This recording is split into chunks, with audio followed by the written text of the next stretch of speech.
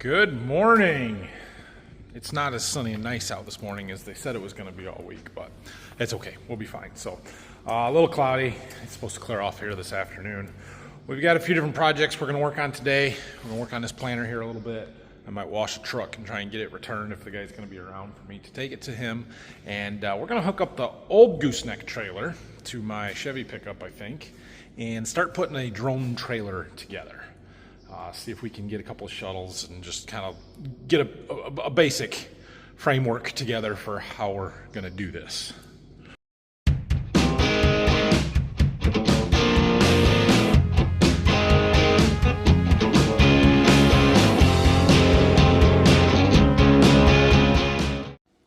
So the other day when I had the corn planter in here, or pulled it in, I was working on stuff a little bit. I got this closing wheel bracket replaced, so we've got both our closing wheels again. And then I told you we're having some issues with these seed firmers, right? These pieces, they keep bending. This mounts up, it goes like this up underneath this closing wheel bracket right here. But it's bending. This one's not horrible. This one, it's actually broken in there.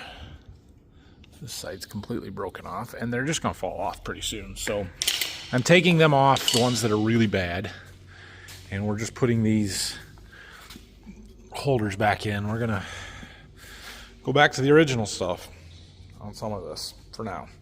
So I'm gonna go through and do the worst ones right now. What happened to them? I had a pile of them on the bench. Phil cleaned the bench off the other day, and now I don't know where they are. Oh, right here. Okay. Anyway, we're going to put some of these back on. So there's one in the back here that's really bad. Right here. You can see how bent up that is, and that's not exactly firming the seed in the bottom of the trench or putting the fertilizer where we want it. I don't really care about the seed firming action of these. I care about the fertilizer placement, though, and we got to do better than this. So I found the easiest thing is just take the closing wheels off, get them out of the way, and then we can kind of bend that out of there and get to them bolts up underneath there. And yeah, it's not pretty. That one's broken clean through. Anybody from Flow-Right watch these? Have anything to say about these things? I'm not real impressed. All right. So this is what that ends up looking like after we put that back in there. So when we took these off originally, they had these these bigger tubes coming all the way down, didn't have this connection here. And then last year when we put some stuff on from John Deere, we had to go to these smaller hoses, and that's what we needed for these seed firmers, so we just kind of kept them. But I don't really need, they don't fit in this holder very good. They're loose in there, so I kind of just stuff it inside of a piece of the old hose, and then I can secure it in there pretty well. If we're going to go back to this style and leave them, we could take these hoses off back to where there's a connection under that green cover up there and just leave that the whole way. But for now, we're going to do this. That kind of is going to act like a little pressure reducer diffuser there anyway, so I'm going to try it. Well, I went through and replaced a half a dozen or so of those seed firmers, took those off and put the old style back on.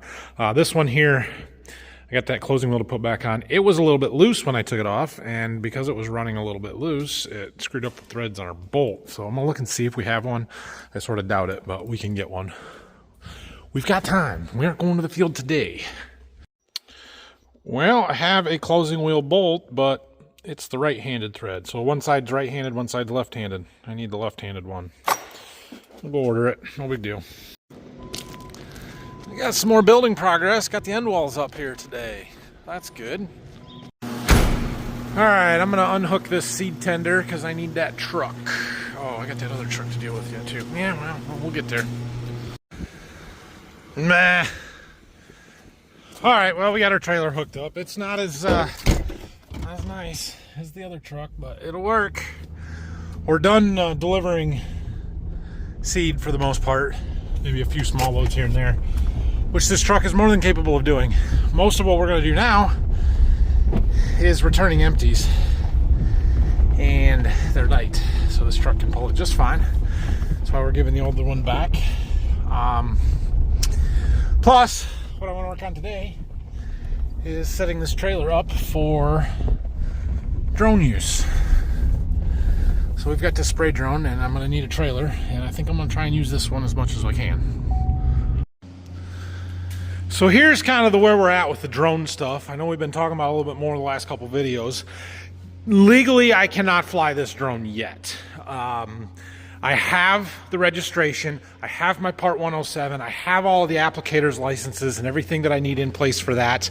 I've gotten insurance quotes. I haven't pulled the trigger yet because I can't actually fly it, so there's no reason to have insurance on it yet. But we've got all of that stuff figured out. What I'm waiting for is my Part 137 exemptions. There's a whole list of exemptions and stuff that the attorney filed for me. We're waiting on the FAA to get back with us on that. It's been over a month. I'm hoping that they come soon. I'm anticipating to get them fairly soon, but we'll see. But I want to have everything ready to go when we do get to that point. So I've gotten the generator out and charged batteries, and I've done software updates or firmware updates on the drone and the batteries and the generator and the controller and everything that needs it, and just making sure that everything is up to date, that I understand what I'm doing, how it works, and all that kind of stuff. So the kind of last component of making sure that we're ready is setting up a trailer for this. We need to have this generator on there. We need to have this box as the cooling rack for the batteries to charge, and so we need to have that on there. We're going to put a couple of chemical totes. That's how I'm going to handle chemical for right now, is we're just going to put a couple of totes on there. We may set something up different in the future, but this is what I'm going to do for now to make it work, and then we'll figure out, hey, what do we need to do to make this better. So my idea, let's go out here.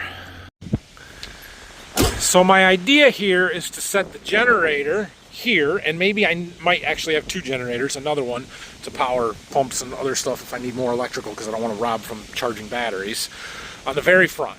And then I want to put my two chemical totes side by side right here with the nozzles or whatever facing the back, so that I can put pumps and whatever right here, right next to it. Set the battery charger right there in the middle with the cord coming right between the tanks, kind of thing.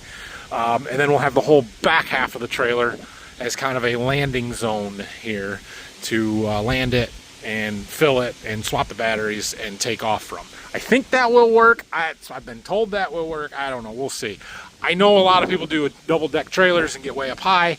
I don't know that I need that for what I'm going to do for my own stuff. This is not a commercial go out and spray 1,000 or 10,000 acres for all my neighbors and everything. Like, this is just for our own stuff, right?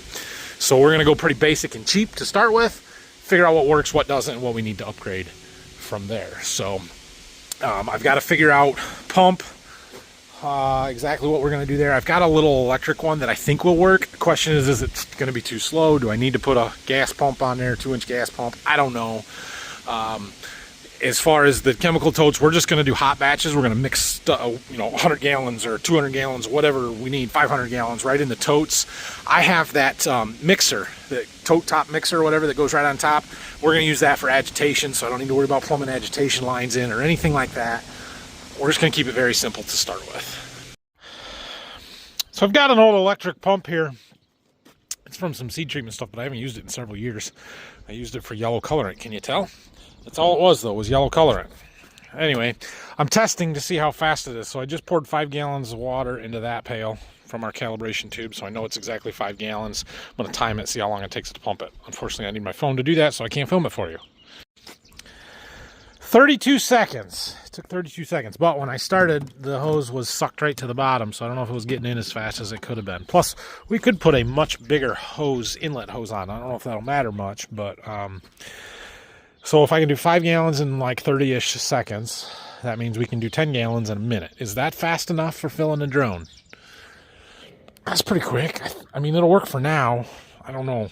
We got this 2-inch gas pump here that would be a little faster, but also bigger hoses and everything else that goes with that. So, I don't know. I think I've got a plan figured out for what we're going to do and how we're going to hook that pump up. I need a couple of banjo fittings, an elbow and a quick connect. And we have a place about 6-7 miles from here that carries all kinds of that sort of stuff. So super simple, just run over there and grab what you need real quick. So I'm gonna go do that. I could also use some 1-inch hose. I've got some, but I went on pretty long hose to be able to fill that drone so that I don't have to land super close to the pump. And since I'm going, might as well grab a 20-foot piece of hose or something and we'll have plenty. What do you think here? I think that's gonna work pretty darn slick. Cam locks onto there. My pad's set on so it's not supporting off the tank.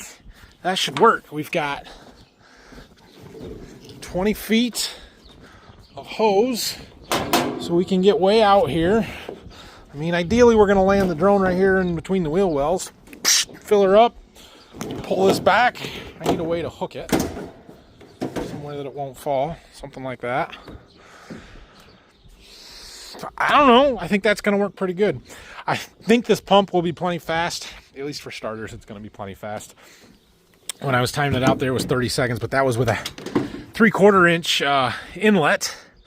And we're going to be using we've got 2-inch set inlet suction side instead of 3/4 inch output. We're going to go with it. Cool. Strap stuff down. You need the battery charger side of stuff on here. Not bad, not bad. I was trying to pay attention to generator positioning a little bit. The DJI one, the output is right here, but I've got an extension cord to get over to there through these. I should get like a 2x6 or something to lay in there so that it keeps my tanks apart and gives me a chase to put stuff through. Power button's right here, which is a little hard to get to, but once it's on, right? And you're not gonna mess with that one. This one, the pull start is on the back, but the plugs and everything are over here. And then the exhausts face each other, which isn't great, but I was running this one and it doesn't even get over to there to where it gets hot. So, I think we're okay. We'll try it. We'll move stuff around if we have to. I think we're about there. Pretty simple. Let's take a tour, shall we? I think we got it together. Look, the sun finally came out. It's finally nice out. Anyway, let's take a look. All right, so in the front here, we've got our 2 generators. We've got our DJI generator. This is for charging our batteries.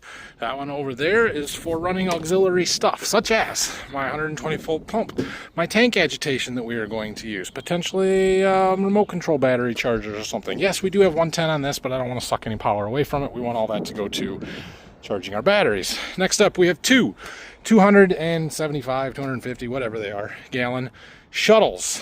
This is what we're going to put our spray solution in. We're doing hot mixes, so we're just going to mix it right in these tanks. We've got an agitator that we're going to use to stir it up.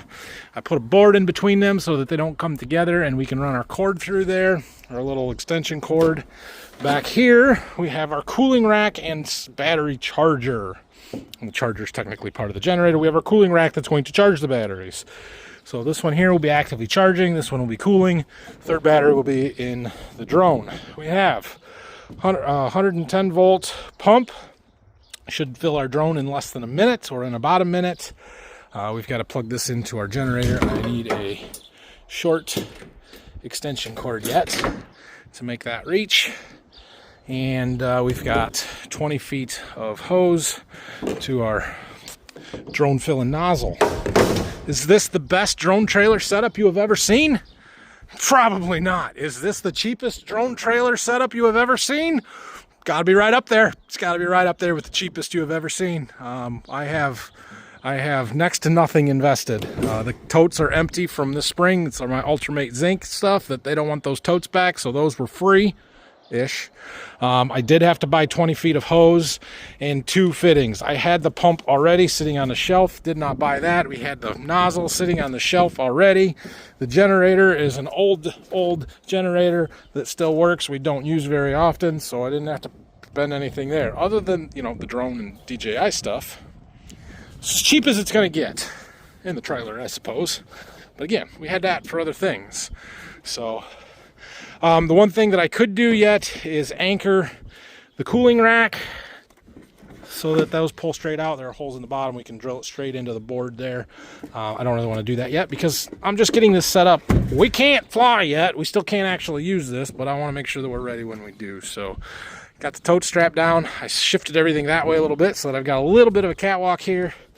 We can get over because I have a step on the trailer right there. I don't know. I think that's going to work. The only thing I don't have accounted for is how are we going to transport the drone itself? I suppose it could get folded up and strapped down and anchored to the floor over here somehow, or strapped down. I need to do a little research and figure out how the best way to do that is. I do not have an enclosed trailer like some people do, so we'll figure that one out. Other than that, I think we're ready to go here. And of course the paperwork. We have to wait on the paperwork. All of a sudden at about 3:30 this afternoon, it got really nice out, like it was yesterday. Anyway, Phil's moving corn. He's been hauling all day today and transferring out of the big bin, which still has corn in it apparently. That's good. They made some progress on the building here today. We'll go out and check this out. Looks good. Looks like they got the roof about done. Yeah, I would say. All the boards up there on the roof. They've got to go across on the sidewalls yet, and then put the steel on. So, good deal. Yeah, they made a lot of progress today. Looks pretty good. It's really tall. Sitting on that 4-foot wall makes it seem really, really tall. Which, I mean, it is, but there's a reason for that, right? Because we're going to put tillage equipment, and I know we're not going to be able to dump semis inside of it, but at least can get a bunch in there and, you know, back in a little ways if we wanted to. So I think it's going to work really good for what we want. I know it's not a huge building. There's a lot of concrete in it for what we're getting there, but it's exactly what we need for what we want to do with it. Well, turned into a nice day. We got a little bit done today. Got some work done on the planter there this morning. Got that drone trailer pretty well set up to where we want it. All that stuff is going to come right back off because I'm still collecting boxes and everything with it, but that's the point. It's easy on, easy off. So anyway, things are still drying up. We're starting to get a little more dry dirt on top. The water is going down. The beans are growing. Everything looks great. So I'm coming home a little bit early today because I have a speaking engagement tonight. So I have been asked to give the keynote at the Waldron FFA banquet tonight, which I jumped at that opportunity because, yeah, that's pretty cool. That's my thing. So I gotta go get ready for that. I'm gonna attempt to set up a camera and film it. I'll do my best. It may or may not be part of this video. If there's another 10 or 15 minutes in this video, then you know that it is. If this is the end of the video, then, well, it won't be the end of the video, because when we get back, we're going to go across the road and try and do our emergence stand count stuff. See if we had any actual corn emerge today, or just that one weed that we flagged yesterday. So we'll go check it out when I get back. But yeah, I'm going to get cleaned up and go give a speech.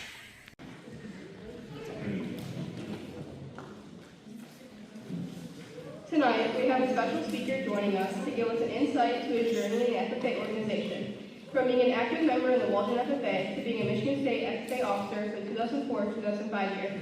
It is my honor in welcoming Nathan Baker to the podium.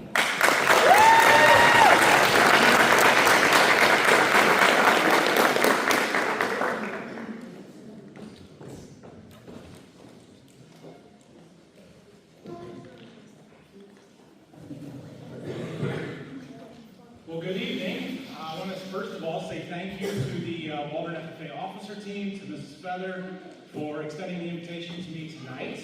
And I wanted to start off just to give you guys a little background on who I am and kind of my FFA journey, where I started from. So I grew up on a farm just outside of Waldron here. Went to school for my entire K-12 through Waldron here. And I remember about 26 years ago now, how's that make you feel? Walking into Mrs. Feather's 7th grade, I think it was a plant science class, could be wrong, but it was some science class. And that was kind of the first introduction to FFA that I had. And I had no idea what it was at the time. This was kind of in the phase of growing up when I wanted nothing to do with the farm, even though I grew up on a farm, because I felt like I didn't have a choice, right? And so I didn't know if I wanted to get involved in an organization. But eventually they told me that we could get out of school for a few days for different stuff. And so that was enough to sell me. And shortly after Christmas break, we started practicing for junior high conduct of meetings contest. How many of you guys participated? Yeah, it's kind of a rite of passage here at Waldron. If you start FFA in junior high, you probably were on a junior high conduct of meetings team. And somehow or another, as a 7th grader, I got bumped up to the 8th grade junior high conduct of meetings team. And then within a week, they decided to make me the president of the team. I don't know how that happened or why that happened. But it was pretty fortunate for me. We had a fairly decent team. We made it through the district competition, which was the first time that I'd ever been involved in something where we got to interact with people from other schools, right? I remember sitting in the holding room at, I think they were in Springport that year, and there's all these other FFA members and kids that are my age from other schools, and it was kind of cool to be able to see other people doing the same thing, just being able to interact with them more than the people that we went to school with every day. We made it out there, went to the regionals. I don't know how much competition there was at any of these contests back then. It may have been, there was only 2 teams, but anyway, we made it to the state level competition. And that was a pretty big deal for me. I remember sitting in the Wharton Center as a 7th grader, and I'm pretty sure Waldron had a state officer that year, but I remember watching those state officers come out on stage, and like, everything just changed for me that day. Like, all of a sudden, that was my goal. I wanted to be a state FFA officer, and I was going to do whatever it took to get there. And so from that moment on, I participated in basically everything I could participate in FFA, whether that was leadership contests, skills contests, going to state convention, going to regional camp once I got older. I went to national convention. I went to the different regional events and state level events and stuff. And so I got pretty heavily involved in it. I served as a chapter officer here at Waldron for 3 years, 4 years really. I was a Region 2 FFA officer as a senior in high school, and then I was fortunate enough as a senior to be elected to the state FFA secretary position from 2004 and 5 on the officer team. My whole experience in this organization kind of shaped and changed the way that my life would go, not just from the opportunities that it created, but from the character and the skills that I was able to build by being involved in FFA throughout that time. I was not exactly the most outgoing and popular kid in 7th grade. I know you can't tell that looking at me now. You never realized that I wasn't, right? Thanks for laughing. Anyway, but it really helped me to gain a lot of experience and skills and the ability to stand here and give this speech and to learn things about parliamentary procedure. Do you know I still use that stuff today? I don't know how that happened, that I am now the parliamentary procedure expert for meetings at our church and other places, but it's, once you're in it, you kind of have those skills and they'll be with you for the rest of your life. So after I graduated from Waldron here, I went up to Michigan State. As a freshman, I was serving as the state secretary there. We got to put on our state convention.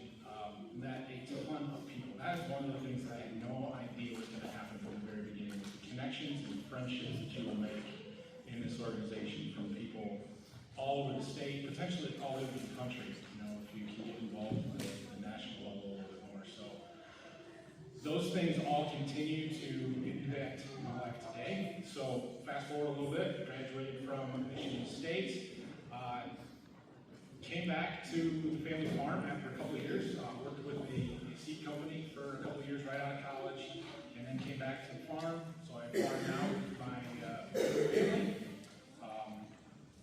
Also have a seed business that kind of happened from the job that I got right out of college, which, by the way, I remember sitting in the end. So we'll back up just a little bit.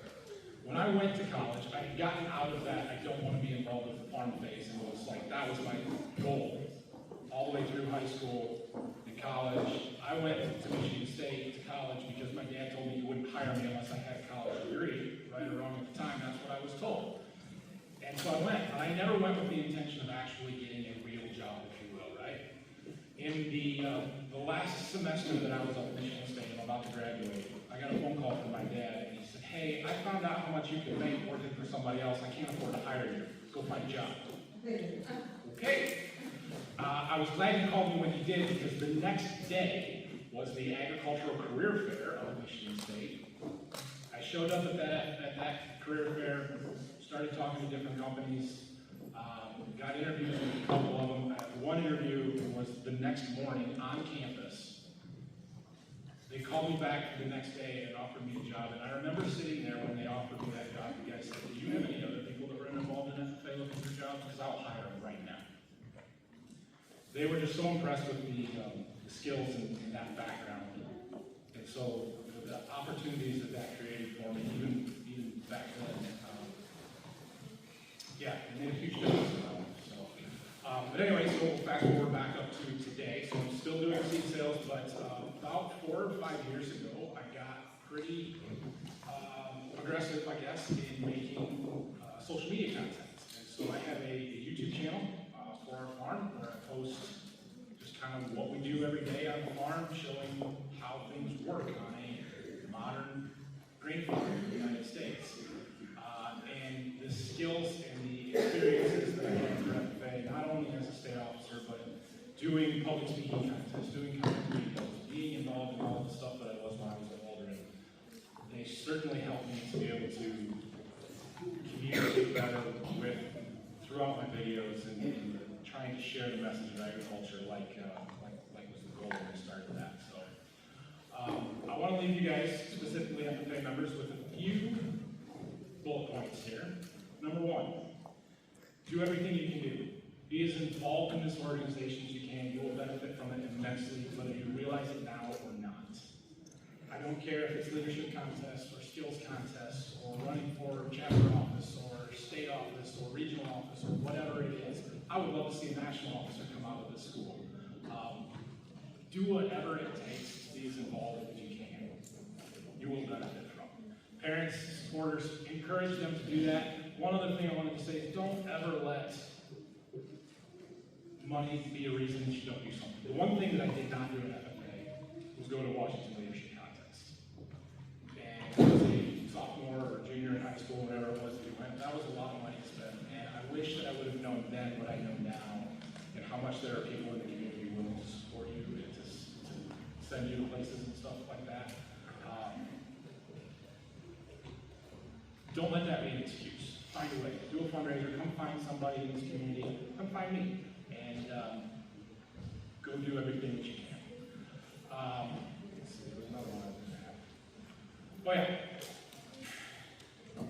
Do the right thing because it's the right thing to do. I tell my kids this all the time, right? They don't listen very good sometimes. But that was one of the things that I learned in going through this organization and through FFA in my life was, FFA members were kind of held to a higher standard a little bit, especially as an officer, as a state officer and stuff. Like, you set the example, and I know there's a transition that happens from being that young 7th grade FFA member to early in your high school career to the point where you start to get back to the organization through leadership positions, whether that's at the regional or the state level or beyond that. But I found that it was always important to be a good role model once we got to that point. You do the right thing because it's the right thing to do, not because somebody's watching you, not because you're worried about what other people are going to think of you or anything like that, but just because it's the right thing to do. So, with that, I'll wrap up my comments tonight. Again, thank you for inviting me back here. Congratulations to everyone that's going to be receiving awards tonight. Thank you, parents and supporters, for all that you do to support this chapter. You guys are very, very fortunate to have one of the longest tenured advisors in the state of Michigan. Mrs. Feather has done an outstanding job in this program from before I was in, and I can't thank her enough for my experiences and everything that I've gained from this. So, thank you.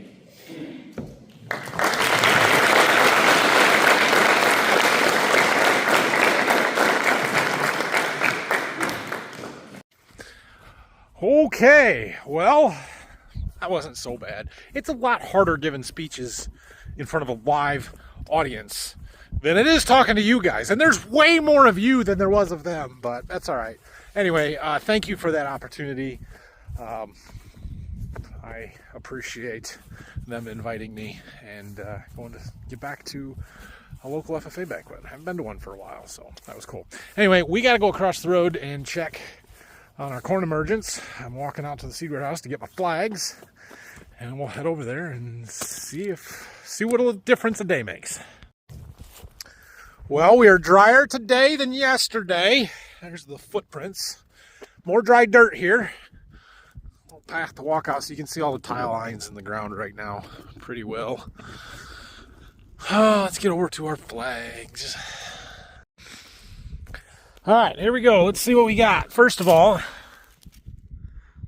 99% sure that one's a weed. It does not count as an emerged corn plant. Pulling our day one flag out. All right, let's see if we do have any today, though. So far, I don't see any.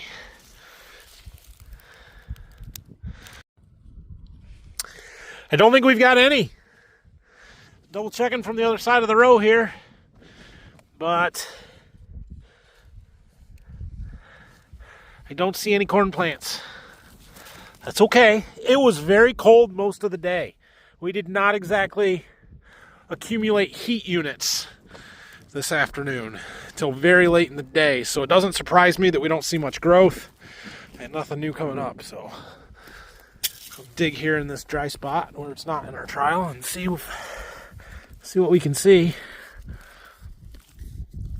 Right there. Very close.